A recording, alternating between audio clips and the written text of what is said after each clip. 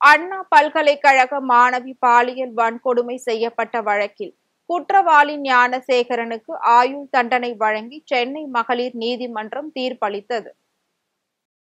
சென்னை அண்ணா பல்கலைக்கழக மாணவியை பாலியல் வன்கொடுமை செய்த வழக்கில் 2024ஆம் ஆண்டு டிசம்பர் 25ஆம் தேதி ஞானசேகரன் கைது செய்யப்பட்டார். அவருக்கு எதிரான வழக்கை உயர்நீதிமன்ற உத்தரவின் அடிப்படையில் 3 பெண் IPS அதிகாரிகள் அடங்கிய சிறப்பு புலனாய்வு குழு விசாரித்தது. பிப்ரவரி மாதம் சென்னை சைதாப்பேட்டை நீதிமன்றத்தில் குற்றப்பத்திரிகை தாக்கல் செய்தது.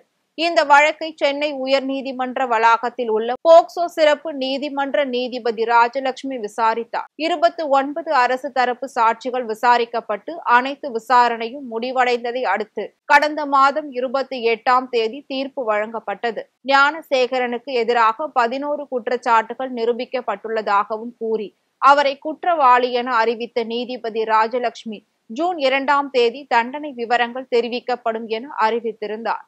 அதன்படி இன்று குற்றவாளி ஞானசேகரனுக்கு ஆயுள் தண்டனை வழங்கி சென்னை மகளிர் நீதிமன்றம் தீர்ப்பளித்தது. மேலும் ஞானசேகரனுக்கு ரூபாய் 90,000 அபராதம் விதித்தும் 30 ஆண்டுகள் எந்த தண்டனை குறைப்பும் இன்றி ஆயுள் தண்டனையை அனுபவிக்க நீதிபதி உத்தரவிட்டுள்ளார்.